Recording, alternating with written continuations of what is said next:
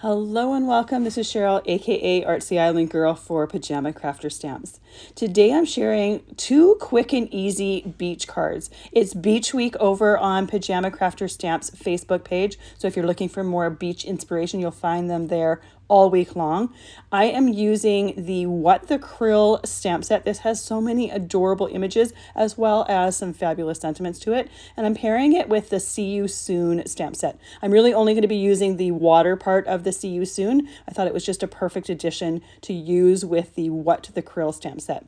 Now I haven't used this one before, so I'm using a white eraser on the stamping surface. This just removes any possible manufacturing residue and helps that stamp take ink a little bit better. I do the entire set all at once, and this only needs to be done before you use it the very first time. You don't need to do this each and every time. I'm using some white cardstock in my stamping tool. I am going to be coloring with alcohol-based markers. You can use whatever cardstock works for you for whatever technique you're using. If you wanted to watercolor these images, I would use some watercolor cardstock. If you have a preference for what you like to use with alcohol-based markers or want to use dye-based markers, use whichever cardstock you like to use with whatever medium you're using. So I'm going to fill as many of these stamps in to this piece of cardstock. I'm going to stamp a bunch of them at once and then color them all at once, and I'm going to fussy cut them. These don't have dies that pair with them, so they do need to be fussy cut. You could also stamp this right onto the background. Say if you were wanting to do a watercolor background and watercolor your images, you could do it all at once. I am going to do an ink blended background, super simple, but it creates such a really beautiful serene look to it that I really love for beach cards. I also have a video on here that I did a while back to create some different textures for your background. I'll link to that at the end of this video. That would be another great way to create a background for these images. So I stamped these images with some black Memento ink. That's my favorite ink to use with alcohol-based markers. And I'm just coloring them in very simply. These are tiny images, so I'm not going to be doing a whole lot of shading or blending with the Copic markers with them because there's not a whole lot of space to do it. You could, I mean, there's enough space to do it, but because they're so tiny, I didn't think it would have a ton of impact. I wanted to just have some very simple images. Now that purple that I used for that large starfish, it's a little bit darker than I had intended. I just went with it because I knew I wanted to overlap the smaller starfish on top of it. So I wasn't going to be seeing all of the detail for the larger one anyways, but because that purple is so dark, it pretty much covers that black ink. If you look closely, you can see the detail. But in reality, I'd prefer if you could see a little bit more detail. So I have a very simple color palette here. I started with some reds, doing a few of the crabs, the hermit crab and the other crab. Then I did the clownfish and one of the starfish in an orange. The seaweed I'm doing in a nice bright, vibrant green. I chose bright colors and colors that were going to show up on my background because I wanted to just create a very simple blue background for the water and then some browns for the beach. I decided to do 2 cards because some of these images are perfect for on the sandy part of the beach and some of them are perfect for underwater, and I really wanted to use a bunch of them in this video. The hardest part of these cards, honestly, is the fussy cutting. Now, I know fussy cutting isn't everyone's cup of tea, but most of these images are fairly simple in shape and fairly easy to fussy cut. I know some people have machines that will cut these things for you. I don't have them. What I tend to do is I just go put a movie on and just fussy cut a bunch of different things all at once, put them in a container, and they're ready to go. That way I'm not necessarily concentrating on exactly what I'm doing. For these images, I chose when I fussy cut them, I chose to go right along the stamped line. You could also go a little bit outside of the stamped line if you wanted to give a little bit of a white halo and have those images pop off the background just a little bit more. Now, like I said before, I'm using alcohol-based markers. They're my favorite way to color in general, but these images will work for so many different techniques as well. You could use a dye-based marker because these areas are smaller. You wouldn't have to worry about the paper pilling on you. And you could also just put them on watercolor cardstock and quickly watercolor them. Prismacolor pencils would work well for them as well, but they've just got such adorable variety and I really love the little details on them.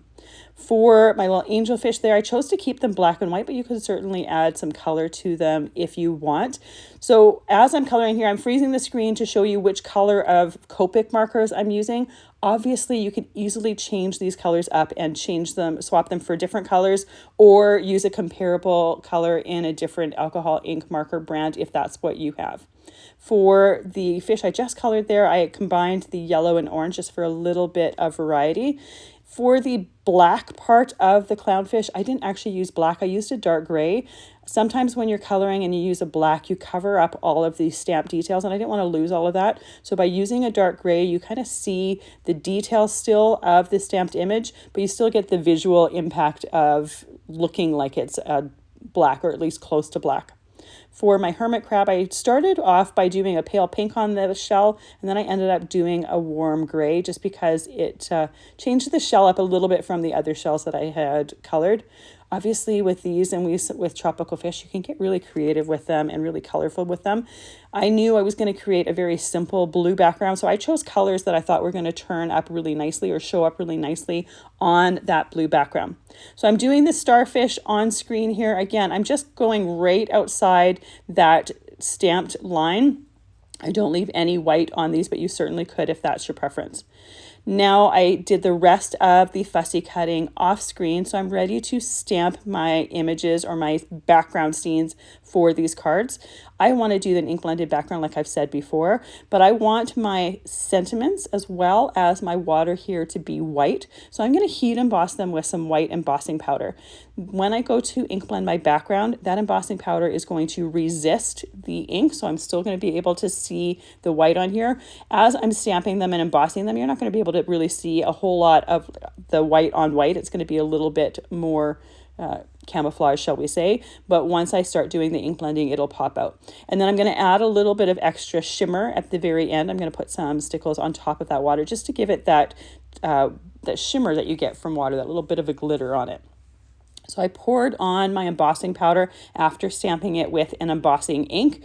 For the first one, I did my water edge towards the top and my sentiment right above it. For the next one, I'm going to do it a little bit lower because I want to see a little bit of water, but I also want most of this card to be the sandy beach.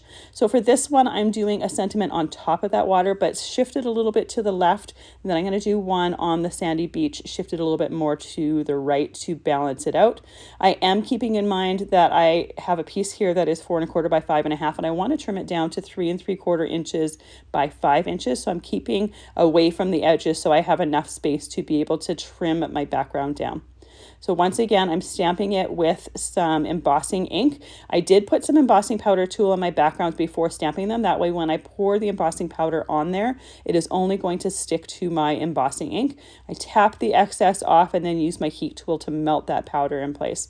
And like I said, the white on white, you don't really see it too much, but it looks fantastic once you do the embossing. And once you do the ink blending, and I do love the look of this white being embossed because not only does it stand out from that ink blending, but it also is a raised edge and has a little bit of a glossy finish. So it gives you a little bit of texture to your backgrounds. This first one here, I haven't trimmed this down yet. I'm going to do the brown here and then I'm going to trim it down. I should have trimmed it down before time. I typically will trim down before doing my ink blending because when you're doing your ink blending, you will often get a darker edge around what you're ink blending. And I really like that edge. So I typically will trim my pieces down and then do my ink blending so that I have that on my card or on my main image for my card.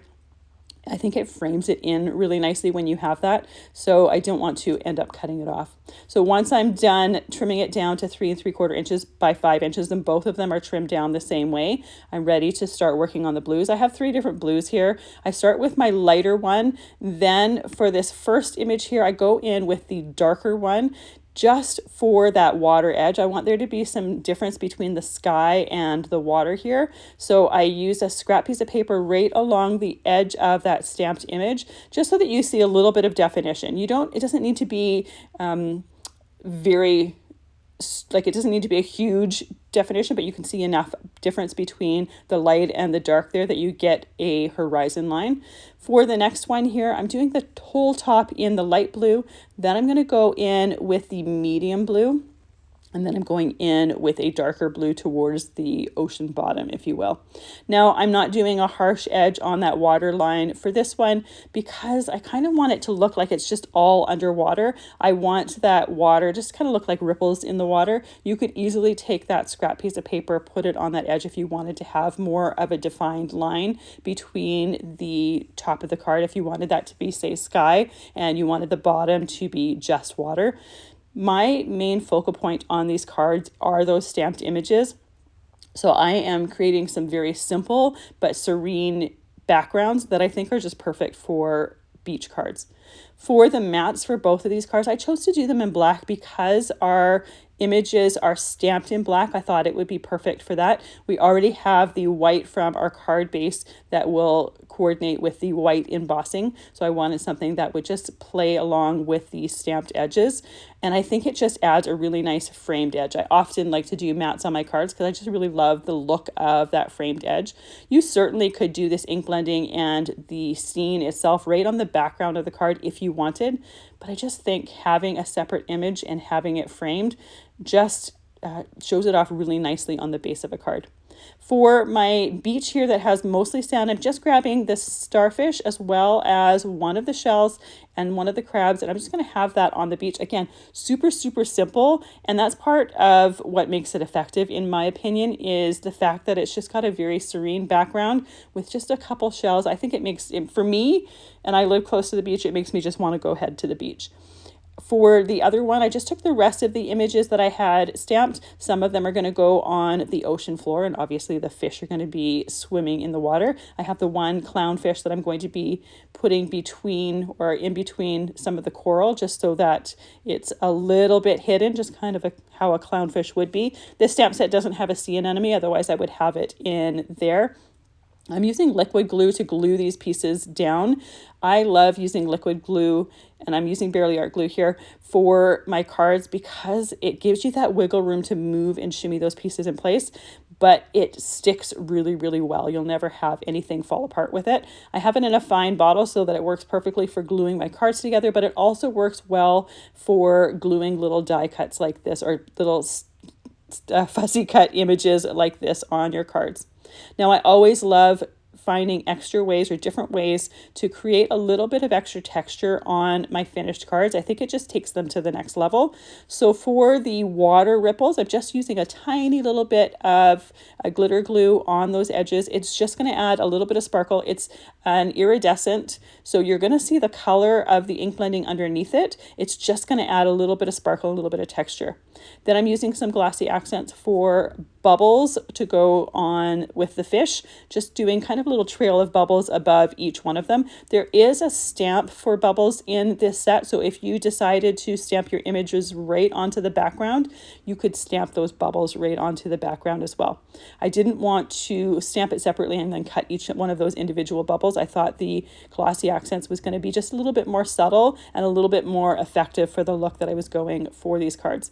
Then I go and add a little bit of glossy accents and a little bit of stickles to the fish just to give them a little bit of different texture. And here is the finished result. Again, I love how calm and serene the final effect is. You'll find the products that I used from Pajama Crafter Stamps listed and linked right down in the description below, so you'll be able to see them right there. And like I said earlier, if you're looking for more beach card inspiration, definitely check the Pajama Crafter Stamps Facebook page. All this week, we're going to be sharing it over there. Thank you so much for joining us. I hope you have a fabulous day.